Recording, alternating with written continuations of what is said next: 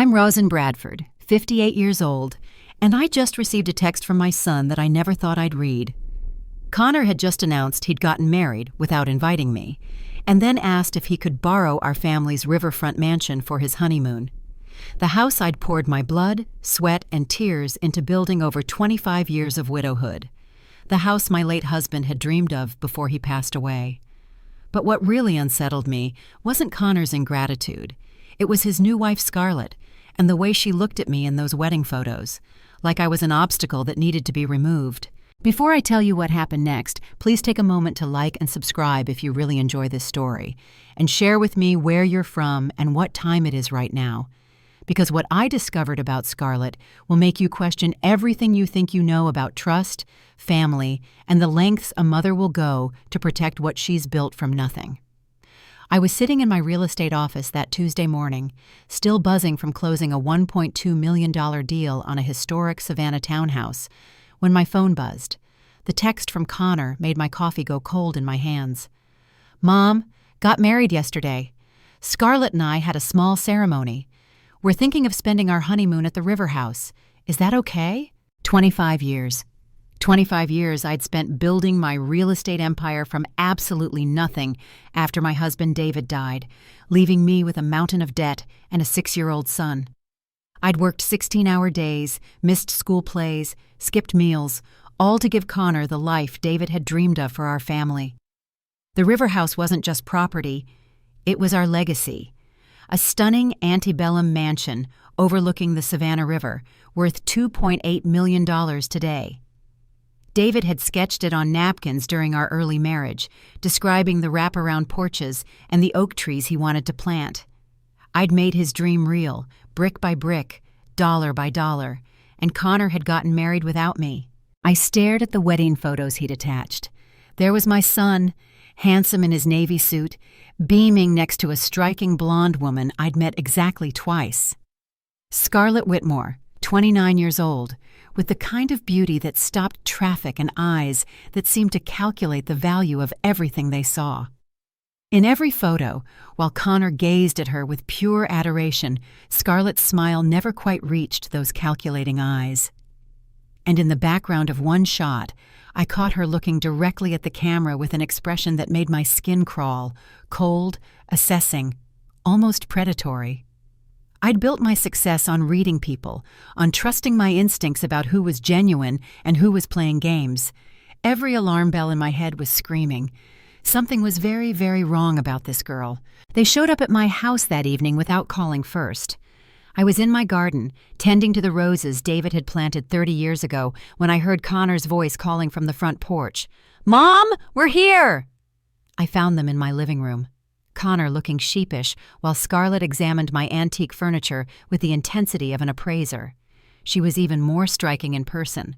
Tall, blonde, with the kind of polished beauty that came from expensive salons and designer clothes. But those eyes, those pale blue eyes, missed nothing.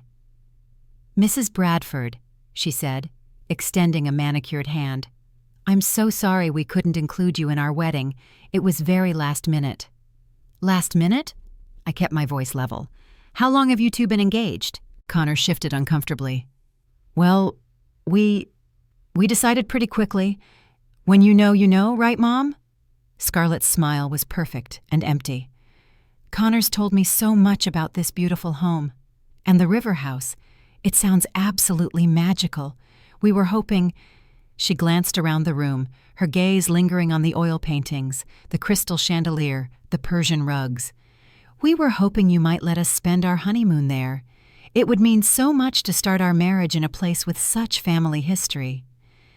The way she said family history made my stomach turn, like she was already calculating her place in it. "Tell me about yourself, Scarlett," I said, settling into my chair. "What do you do for work?" "I'm between careers right now," she replied smoothly. "I was in marketing, but I'm exploring new opportunities. Connor's been so supportive." I noticed she didn't mention where she'd worked, or for how long, or what kind of marketing. Vague answers were red flags in my business. "And your family?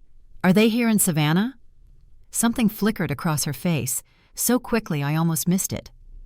They're not really in the picture anymore. Connor's all the family I need now." Connor beamed at this, completely missing the calculated way she'd deflected every personal question. My son had always been trusting, sometimes to a fault. It was one of his best qualities, and apparently his greatest vulnerability. "The River House has been in our family for 15 years, I said carefully. "It's quite valuable. The insurance alone—" "Oh, we'd be very careful," Scarlett interrupted, her eyes brightening with interest. "Connor mentioned it's worth nearly $3 million? It must be incredible." She knew the exact value. How did she know the exact value? That night, after they left, I couldn't sleep. I kept replaying the conversation, the way Scarlett had cataloged every expensive item in my home, how she'd known the River House's value down to the 100,000. By morning, I'd made my decision. Marcus Thompson had been my go-to private investigator for years, a former police detective who now helped me verify the backgrounds of high-dollar clients. If someone was trying to buy $1 million property with suspicious financing, Marcus could sniff it out in 48 hours. "I need you to look into someone," I told him over coffee at our usual spot downtown. "My son's new wife." Marcus raised an eyebrow. He was a big man with kind eyes and the patience of someone who'd heard every family drama imaginable. "What's got you worried, Rosen?" "Everything." I slid him a photo from Connor's wedding. "Scarlett Whitmore, 29, claims to be from marketing but won't say where. Married my son yesterday after what couldn't have been more than a few months of dating, and she knows way too much about my assets." "Could just be that she's done her homework on the family she's marrying into," Marcus said, but he was already studying the photo with professional interest. "Maybe. But I've been reading people for 25 years, Marcus. This woman is running a game." He nodded slowly. "What do you want me to find?" "Everything. Employment history, previous addresses, past relationships. If she's got so much as an unpaid parking ticket, I want to know about it." After Marcus left, I did what any modern mother would do. I started stalking Scarlett's social media. Her Instagram was picture perfect: designer clothes, expensive restaurants, exotic vacations. But something bothered me about the timeline. The photos went back only 18 months, and before that, nothing. Like Scarlett Whitmore had materialized out of thin air in early 2024. I scrolled through her followers, looking for clues. Most were young women with similar lifestyles, lots of luxury brands and travel photos. But one profile caught my attention. An older man named Richard Blackwood, silver-haired and distinguished, posing next to a yacht. I clicked on his profile and felt my blood run cold. 6 months ago, Richard had posted a photo with a blonde woman at what looked like an engagement party. The woman was wearing a different dress, had slightly different hair, but those calculating blue eyes were unmistakable. It was Scarlett. The caption read, "Celebrating my engagement to the love of my life, Sarah." Sarah, not Scarlett. My hands were shaking as I screenshot the image. Either this man was confused about his fiancé's name, or the woman who just married my son wasn't who she claimed to be. And if she wasn't Scarlett Whitmore, who the hell was she? I spent the rest of that day digging deeper into Richard Blackwood's social media, and what I found made my stomach churn. Photos of him and Sarah at charity galas, on vacation in the Bahamas, at what looked like family gatherings with his adult children. They'd been together for over a year, according to the timestamps. Then, abruptly, the photos stopped. The last one was from 3 months ago. Richard alone at what appeared to be a hospital, looking haggard and 20 years older. The caption was heartbreaking. "Starting chemo tomorrow. Sarah's been such a blessing through this difficult time." After that, nothing. His profile went silent.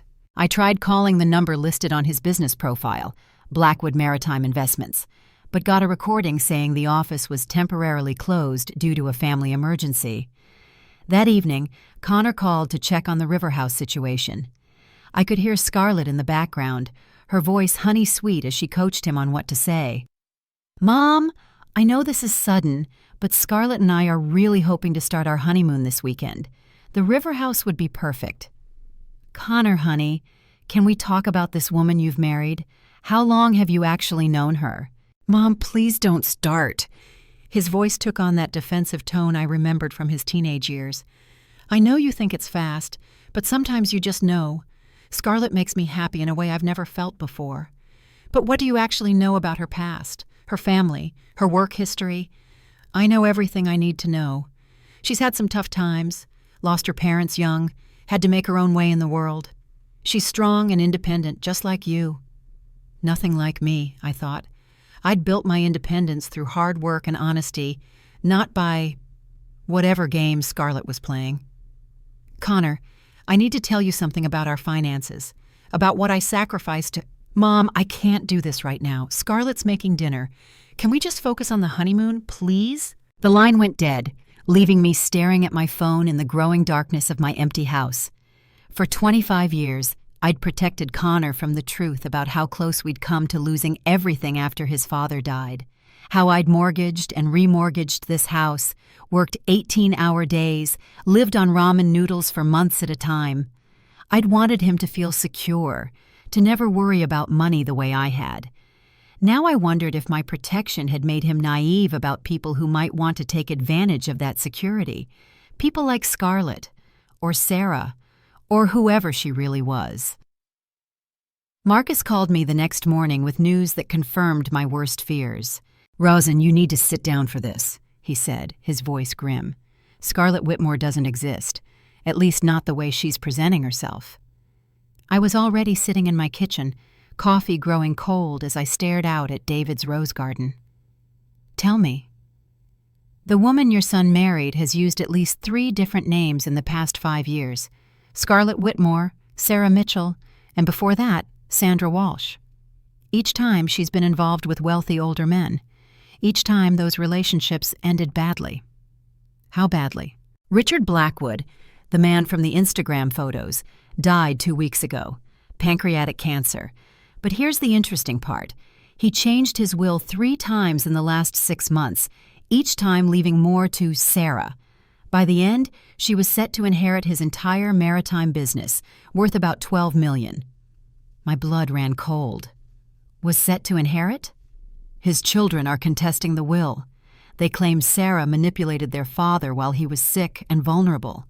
The case is still pending, but she disappeared right after the funeral. Guess when she showed up in Savannah?" 3 weeks ago, I whispered. "Bingo! And Rosen? There's more. Sandra Walsh was married to a real estate developer in Charleston 2 years ago. He died in what was ruled an accidental fall down the stairs. She inherited his construction company, sold it immediately, and vanished with the proceeds." I felt like I was going to be sick.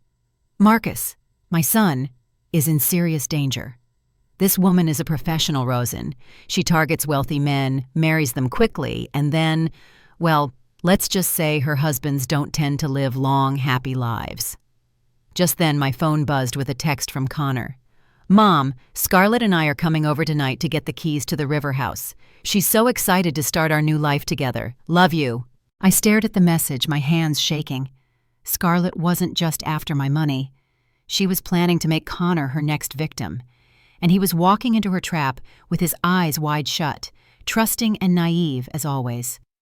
"Marcus," I said, my voice steadier than I felt, "I need you to help me save my son's life." "What do you want me to do?" I looked out at David's roses, thinking about the strength it had taken to build this life from nothing, to protect Connor all these years. Now I had to protect him one more time.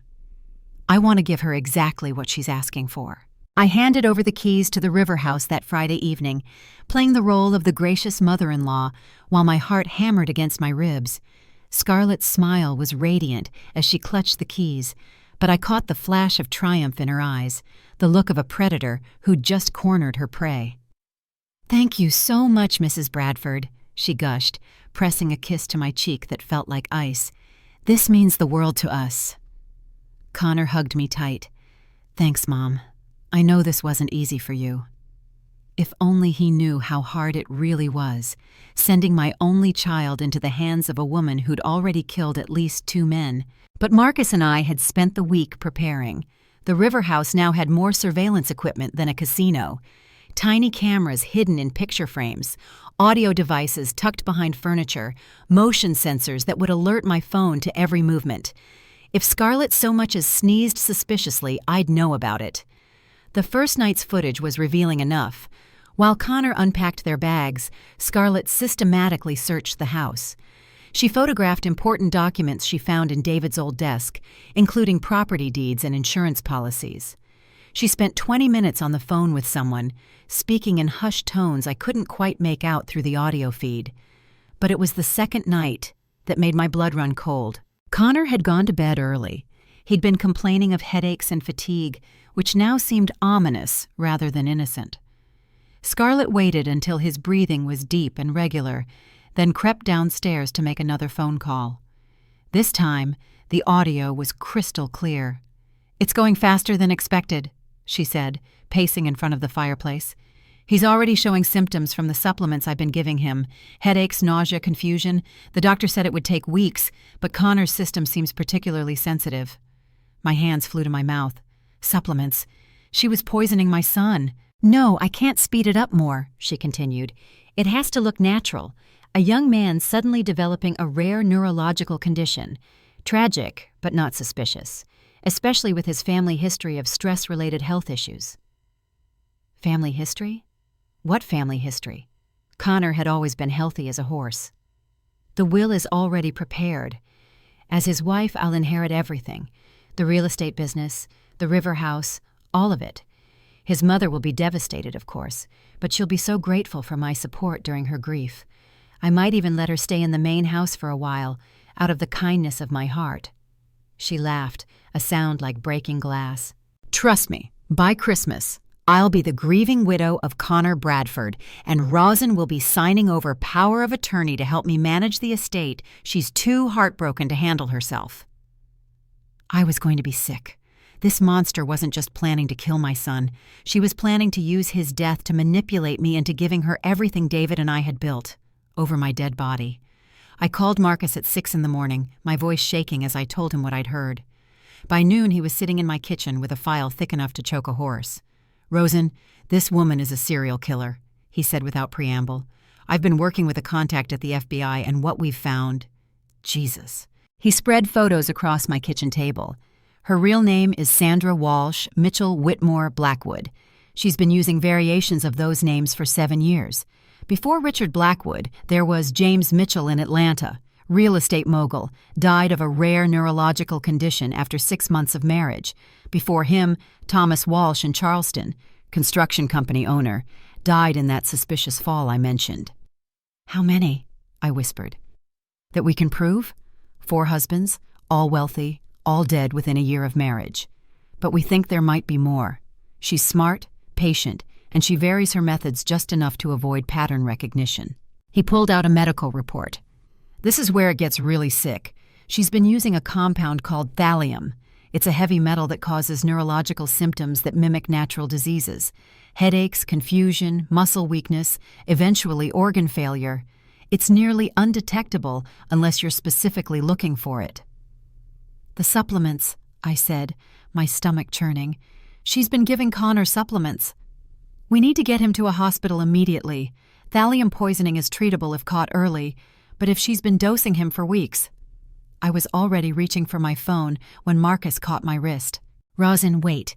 If we move too fast, she'll disappear. She's done it before, vanished the moment she sensed trouble, leaving behind a trail of bodies and no evidence.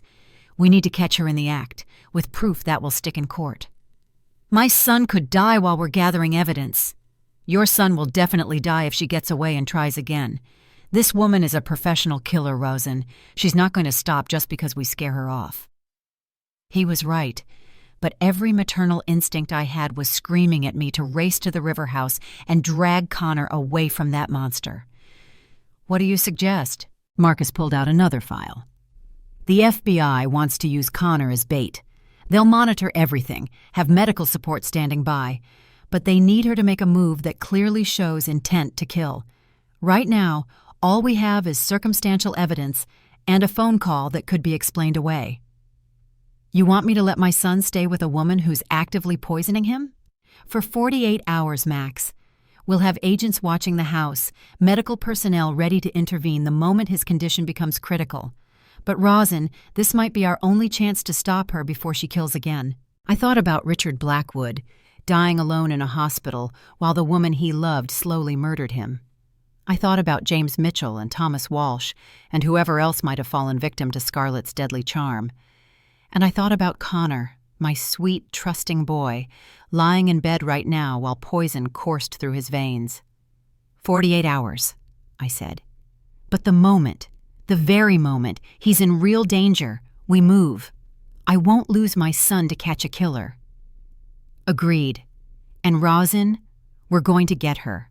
I promise you that. The next 24 hours were the longest of my life. I sat in my living room, watching the surveillance feeds on my laptop while FBI agents positioned themselves around the River House.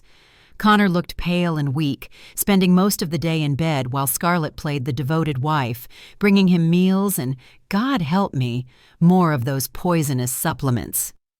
Agent Sarah Martinez, the FBI's lead investigator on the case, had set up a command center in my garage.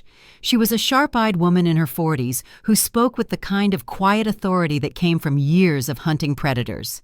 "We've got audio and visual on every room," she assured me. "The moment she does anything that puts Connor in immediate danger, we move. But we need her to show clear intent, something that will hold up in court." "What if she's already shown intent?" I asked, watching Scarlett spoon-feed Connor what looked like soup. "She's been poisoning him for weeks." "The supplements could be explained away as health products. Her lawyer would claim she was trying to help him feel better. We need something undeniable." As if summoned by our conversation, Scarlett's phone rang on the surveillance feed. She glanced at Connor, who appeared to be sleeping, then stepped onto the back porch to take the call. "It's time," she said into the phone. "He's weak enough now. Tonight, I'll give him the final dose, then call 911 in the morning. Young husband, sudden neurological collapse, tragic but not suspicious." Agent Martinez and I exchanged glances. This was it. "The life insurance policy came through yesterday," Scarlett continued. $2 million plus the real estate business, plus the properties. His mother will be so devastated she'll probably sign everything over to me just to avoid dealing with it. She paused, listening to whoever was on the other end. "No, she doesn't suspect anything. She thinks I'm just some gold digger after her precious son's money. If only she knew how much money we're actually talking about." Scarlett laughed, that same chilling sound I'd heard before. "By New Year's, I'll be worth over $10 million, and Connor Bradford will be just another tragic young widower who died too soon." Agent Martinez was already signaling her team. "We move in 1 hour," she said quietly into her radio. "Subject has just confessed to planned murder. Medical team, be ready for thallium poisoning treatment." I felt a mixture of relief and terror. Relief that we finally had the evidence we needed. Terror that my son was still in that house with a woman who planned to kill him in a matter of hours. "Agent Martinez," I said, "I want to be there when you arrest her." "Mrs. Bradford, that's not protocol. That woman has spent weeks manipulating my son, poisoning him, planning to steal everything my husband and I built. She's counting on me being too grief-stricken to fight back when Connor dies." I stood up, feeling stronger than I had in days. I want her to see my face when she realizes she picked the wrong family to destroy. At 9 p.m., we watched through the surveillance cameras as Scarlett prepared what she clearly intended to be Connor's final meal. She moved around the kitchen with the efficiency of someone who'd done this before, crushing pills into a powder and stirring it into a bowl of soup. "Jesus," Agent Martinez muttered. "She's not even trying to hide it anymore." Connor appeared in his doorway, leaning heavily against the frame. Even through the grainy camera feed, I could see how much the poison had weakened him. My strong, healthy son looked like a ghost of himself.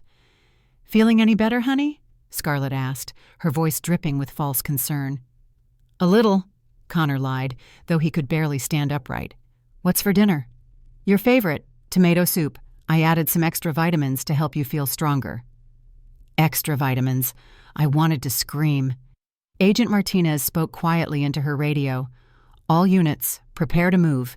Subject is about to administer what appears to be a lethal dose." But then something unexpected happened. Connor looked at the soup, then at Scarlett, and for the first time since this nightmare began, I saw suspicion flicker across his face. "You know, I'm not really hungry," he said slowly. "Maybe I'll just go back to bed." Scarlett's mask slipped for just a moment, a flash of irritation crossing her features before she forced her smile back into place. "Sweetheart, you need to eat something. You've barely had anything all day. Just a few spoonfuls?" "I said I'm not hungry." Connor's voice was stronger now, more like the sun I'd raised. "Actually, I've been thinking. Maybe we should go back to Mom's house tomorrow. I'd feel better being closer to a hospital, just in case." The change in Scarlett was immediate and terrifying. The loving wife facade crumbled completely, replaced by something cold and calculating. "You're not going anywhere," she said, her voice flat and emotionless. "You're going to eat this soup, and then you're going to go to sleep, and tomorrow morning I'm going to call 911 and tell them my husband had a seizure in his sleep." Connor stared at her, the last pieces of the puzzle finally clicking into place. "What did you just say?" "You heard me. Did you really think I married you for love?" "Connor, you're sweet, but you're not that special. Your mother, on the other hand, has built quite an impressive little empire. Real estate business worth millions, properties all over Savannah, and a son naive enough to sign a will leaving everything to his devoted wife." She picked up the bowl of soup and moved toward him. "Now drink this, or I'll find a less pleasant way to finish what I started." That's when Connor did something that made my heart swell with pride. He knocked the bowl out of her hands, sending it crashing to the floor. "You're insane," he said, backing toward the door. "I'm calling the police." "No," Scarlett said, pulling a knife from the kitchen drawer. "You're not." Agent Martinez was already moving. "Go, go, go! Subject is armed and threatening the victim." I was right behind her, my maternal instincts overriding every protocol and safety concern. My son was in danger, and I was done hiding in the shadows while someone else fought my battles. The FBI team hit the front door just as Scarlett cornered Connor in the living room, knife raised. But I was the first one through that door, and the look on Scarlett's face when she saw me was worth every terrifying moment of the past week. "Hello, Scarlett," I said, my voice steady as steel. "Or should I call you Sandra or Sarah? It's so hard to keep track of your names." The look of shock on Scarlett's face quickly transformed into rage as FBI agents swarmed the room. She still held the knife, but her eyes were fixed on me with pure hatred. "You," she snarled, "you've been watching me." "Every move," I confirmed, stepping closer despite Agent Martinez's warning gesture. "Did you really think I'd let you poison my son without a fight? I've been protecting Connor his whole life. I wasn't about to stop now." "Drop the weapon," Agent Martinez commanded, her gun trained on Scarlett. "Now!" Instead, Scarlett laughed. That same chilling sound I'd heard through the surveillance equipment. "You have no idea what you've done, you stupid old woman. Connor was going to die peacefully in his sleep now." She gestured with the knife toward my son, who was slumped against the wall, barely conscious from the poison already in his system. "Now he gets to watch his mother die first." She lunged toward me, but 25 years of single motherhood had taught me a thing or two about protecting myself. I sidestepped her attack and grabbed a heavy crystal vase from the mantel, one of the few pieces I'd salvaged from David's and my first apartment. The vase connected with Scarlett's wrist with a satisfying crack, sending the knife skittering across the hardwood floor. Agent Martinez was on her in seconds, wrestling her to the ground while other agents secured the scene. "Connor!" I rushed to my son's side, cradling his pale face in my hands. "Baby, can you hear me?" His eyes fluttered open, unfocused but aware. "Mom, what's happening?" "You're going to be okay," I whispered, smoothing his hair back the way I had when he was little and sick with fever. "The paramedics are here. They're going to take care of you." As the EMTs worked on Connor, loading him onto a stretcher and starting an IV to flush the poison from his system, Agent Martinez approached me with a tablet showing surveillance footage. "Mrs. Bradford, we've got everything we need. Her confession about the planned murder, the poisoning, even admissions about her previous victims. She's not getting out of this one." I watched as they loaded Scarlett into the back of a police car, her perfect blonde hair disheveled, her designer clothes wrinkled and torn. She caught my eye through the window and mouthed something that looked like, "This isn't over." "Oh, but it is," I said quietly, knowing she couldn't hear me but needing to say it anyway. "You picked the wrong family, sweetheart." Agent Martinez handed me a business card. "We'll need you to testify when this goes to trial, but with the evidence we have, she'll be going away for a very long time. Multiple counts of murder, attempted murder, fraud, identity theft. She's looking at life without parole." As the ambulance pulled away with Connor, I felt something I hadn't experienced in weeks. Peace. My son was alive, the monster was caught, and justice was finally within reach. But the real healing was just beginning. Connor spent 3 days in the hospital while doctors flushed the thallium from his system. I barely left his bedside, watching the color slowly return to his cheeks as the poison worked its way out of his body. On the second day, when he was finally alert enough for a real conversation, he looked at me with tears in his eyes. "Mom, I'm so sorry. I should have listened to you. I should have seen the signs." I took his hand, feeling how thin and weak it had become. "Honey, she was a professional. She'd done this before to men much older and more experienced than you. You couldn't have known." "But you did. You knew something was wrong from the beginning." I thought about that first meeting, the way Scarlett had cataloged my possessions, how she'd known the value of the river house. I've spent 25 years learning to read people, Connor. It's kept us safe and helped us build what we have. But more than that, I know you. I know your heart, your character. And I knew that anyone who could make you cut your mother out of your wedding wasn't bringing out the best in you. He squeezed my hand weakly. "She told me you'd be jealous, that you'd try to come between us. She said all mothers do that when their sons get married." "Some might," I admitted. "But Connor, I've been waiting your whole life to welcome the right woman into our family. Someone who would love you for who you are, not what you have. Someone who would make you want to include the people who love you, not exclude them." Agent Martinez appeared in the doorway with an update. "Mrs. Bradford, I thought you'd want to know.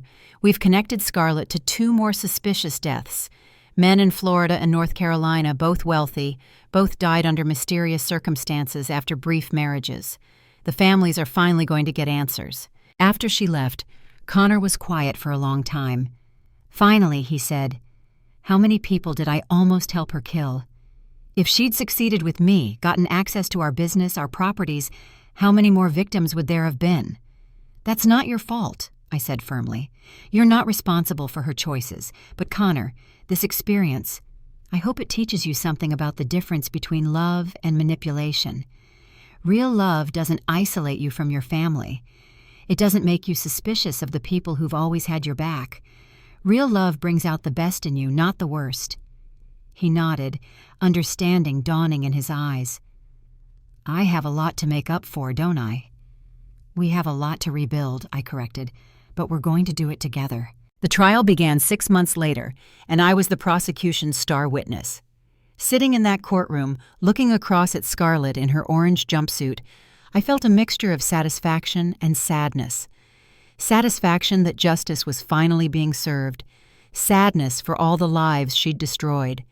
She'd tried to clean up her appearance for court. Hair pulled back neatly, minimal makeup, an attempt to look innocent and wronged. But those calculating blue eyes hadn't changed.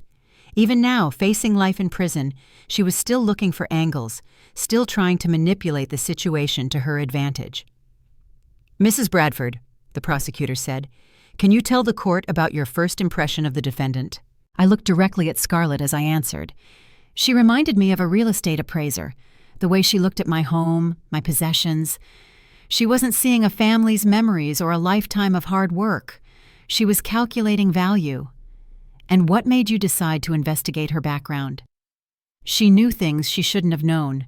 The exact value of our river house, details about our family finances, and she'd managed to convince my son to marry her without inviting his only family to the wedding. That's not love. That's isolation. It's the first step in an abusive relationship." Scarlett's lawyer tried to paint me as a controlling mother who couldn't let go of her son, but the evidence was overwhelming.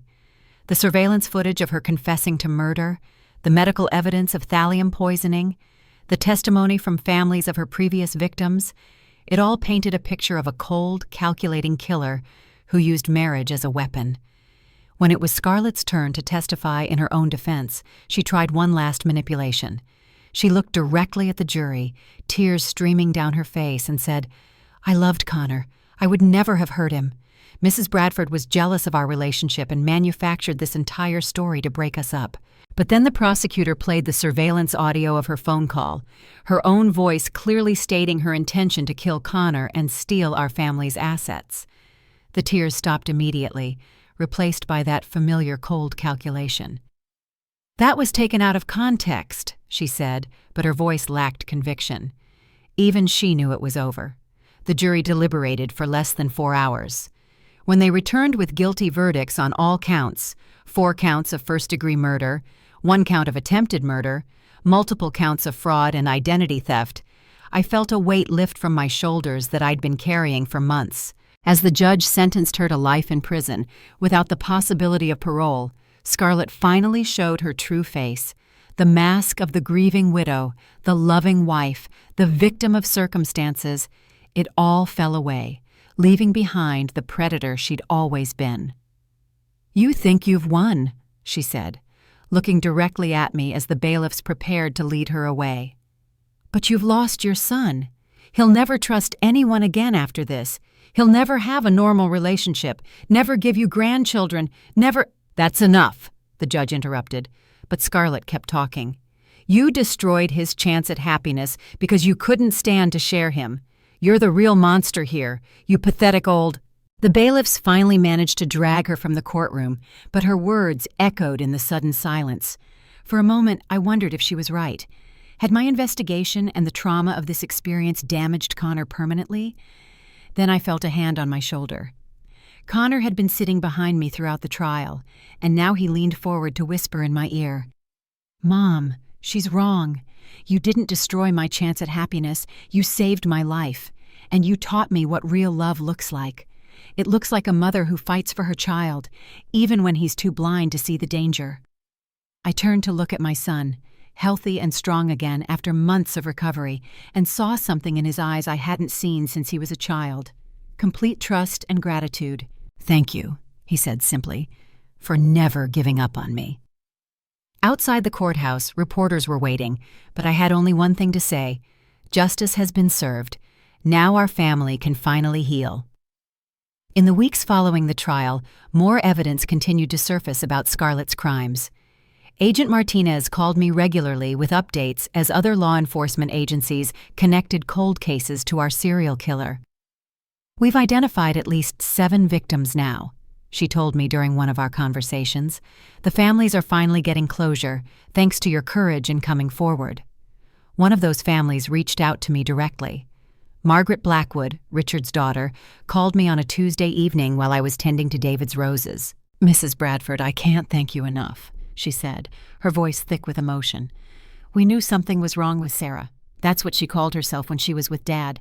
But she was so convincing, so manipulative.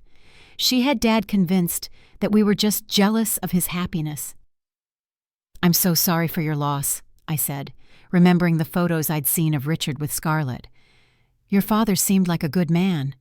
"He was, and he deserved better than to die alone and afraid, wondering if the woman he loved was slowly killing him." Margaret's voice hardened. "The doctors found massive amounts of thallium in his system during the autopsy. She'd been poisoning him for months, just like she did to your son." The conversation haunted me for days. How many other families had gone through what we'd experienced? How many other sons, husbands, fathers had died because a monster in a beautiful package had targeted them for their wealth? Connor and I started attending a support group for families of crime victims. It was there that I met James Mitchell's sister, Patricia, and Thomas Walsh's brother, David, named after my late husband, which felt like a sign. "She destroyed our family," Patricia told me during one of our group sessions. "James was so trusting, so generous. When he married Sandra," that's what she called herself then, "we thought he'd finally found happiness. Instead, he found his death sentence." David Walsh nodded grimly. "Thomas was the same way. He'd been lonely since his divorce, And when this beautiful woman showed interest in him, he was over the moon. 6 months later, he was dead, and she'd disappeared with everything he'd worked his whole life to build.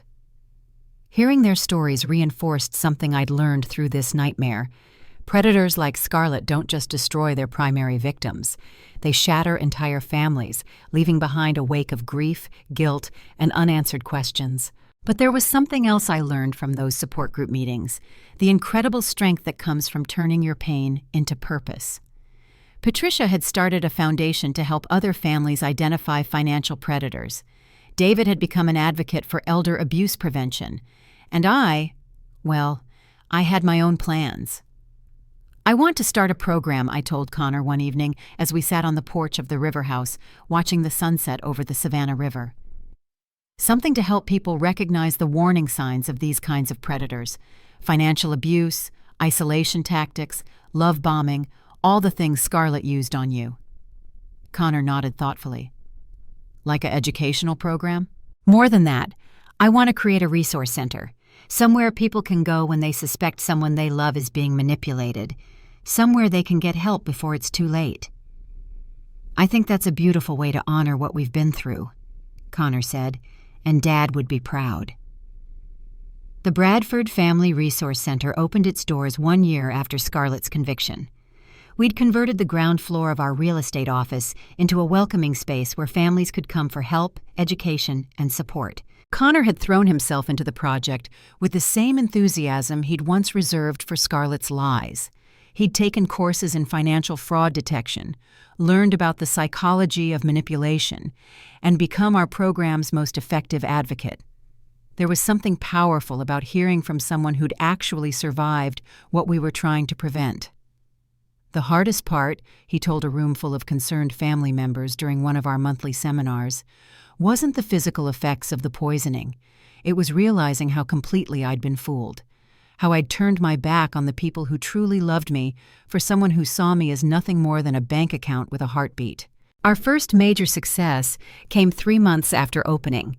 A woman named Helen brought her elderly father to see us, worried about his new girlfriend who'd moved in after knowing him for only 6 weeks. She's already talking about marriage, Helen explained, and she's been asking a lot of questions about Dad's finances, his will, his insurance policies. It reminds me of that case in the news, the woman who killed all those men. Connor and I worked with Helen to document the red flags, connect her with legal resources, and most importantly, help her approach her father in a way that wouldn't push him further into his girlfriend's arms. It took weeks of patient conversation, but eventually Helen's father began to see the truth about his girlfriend's motives. When he finally asked her to leave, she disappeared overnight, along with several pieces of his jewelry and his checkbook. But he was alive, and his family was intact. "You saved my dad's life," Helen told me through tears, "just like you saved your own son." Stories like Helen's became our fuel. Word spread through Savannah and beyond about the work we were doing. Families drove from as far as Atlanta and Charleston to attend our seminars. We started getting calls from law enforcement agencies asking us to consult on suspicious cases. But the most meaningful moment came on a quiet Tuesday afternoon when Connor and I were alone in the center, updating our resource materials. "Mom," he said, looking up from his computer, "I need to tell you something I should have said a long time ago." I set down the pamphlet I was reviewing and gave him my full attention. "When Dad died, I was so young that I didn't really understand what you were going through. I didn't know about the debts, the mortgage problems, the nights you stayed up crying because you didn't know how we were going to keep the house." My throat tightened. We'd never talked about those dark, early days. "I found some of Dad's old papers when I was helping you organize the center," Connor continued. "Bills marked final notice, bank statements showing overdrafts, letters from creditors. And then I found your journals from that time." I'd forgotten about those journals.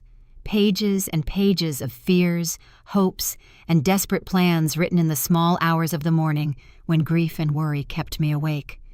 "You sacrificed everything for me," he said, his voice breaking. "Your social life, your comfort, your security, all so I could have a normal childhood. And how did I repay you? By shutting you out the moment someone told me you were the problem. Connor. No, let me finish. Scarlett was right about one thing. I didn't deserve you. But not because you were controlling or jealous. Because you were too good, too selfless, and I was too selfish to see it. He stood up and hugged me, and for the first time in years, I felt like I had my son back completely. 2 years after Scarlett's conviction, I received a letter that brought everything full circle. It was from Agent Martinez, now retired from the FBI, but still following the cases she'd worked. Dear Mrs. Bradford, it read, I wanted you to know that Sandra Walsh Mitchell Whitmore Blackwood died in prison last week. Natural causes, a heart attack. I thought you and Connor should hear it from me rather than see it in the news. I felt nothing. No satisfaction, no relief, just a quiet sense of closure. The monster was gone, but the work we'd started in her wake would continue. The Bradford Family Resource Center had grown beyond anything I'd imagined. We'd helped over 200 families identify and escape from financial predators. Connor had become a sought-after speaker on the topic of manipulation and recovery, and I'd found a new purpose that felt as meaningful as anything I'd accomplished in my real estate career. You know what I'm proudest of? Connor asked me one evening as we locked up the center after a particularly successful seminar. What's that? That we turned the worst thing that ever happened to us into something that helps other people. Scarlett wanted to destroy our family, steal our legacy, and leave nothing but pain behind. Instead, she gave us a mission. He was right. The River House, which Scarlett had coveted so desperately, had become a retreat center where families could come to heal and reconnect. The real estate business she'd planned to inherit was thriving, with Connor as my full partner. And the money she'd hoped to steal was now funding programs that protected other families from predators like her. Your father would be so proud, I told Connor as we walked to our cars. Not just of what we've built, but of who you've become. I learned from the best, he said, kissing my cheek. See you tomorrow, Mom. As I drove home through the historic streets of Savannah, past the Spanish moss and antebellum mansions that had witnessed so much history, I thought about the journey that had brought us here, the pain, the fear, the moments when I'd wondered if I was strong enough to fight for my family. But I had been strong enough. We both had. The roses David had planted 30 years ago were blooming in my garden when I pulled into the driveway. I sat in my car for a moment, looking at the house we'd dreamed of together, the life we'd built from nothing, the legacy we'd created not just in property and business, but in the son we'd raised and the good we were now doing in the world. Sometimes the greatest victory isn't defeating your enemy, it's refusing to let them define your story. 5 years after that terrible text message that started it all, I sat down to write a letter. Not to Connor this time, but to every mother, father, and family member who might be facing what we'd faced. Dear friend, I began, if you're reading this, you might be where I was 5 years ago, worried about someone you love, sensing that something isn't right, but being told you're overprotective, jealous, or controlling. Trust your instincts. I almost lost my son to a woman who saw him as nothing more than a stepping stone to wealth. She isolated him from his family, poisoned his body, and planned to steal everything my husband and I had built over a lifetime of hard work. But she made one crucial mistake. She underestimated a mother's love and a mother's determination. If someone you love has suddenly changed, if they've cut you out of important moments, if their new partner seems more interested in assets than affection, pay attention. Ask questions. Do your research. And don't be afraid to fight for the people you love, even when they can't see the danger themselves. Love doesn't isolate. Love doesn't manipulate. Love doesn't ask you to choose between your family and your partner. Real love brings out the best in people and draws families closer together, not apart. Sometimes being a good parent, a good family member, means being willing to be seen as the villain in order to protect someone from a real monster. Sometimes love means saying no, setting boundaries, and refusing to enable destructive behavior. And sometimes the greatest gift you can give someone is refusing to give up on them, even when they've given up on themselves. Trust your instincts. Fight for your family. And remember, Sometimes love means being willing to be the bad guy in someone else's story, so they can survive to write a better ending.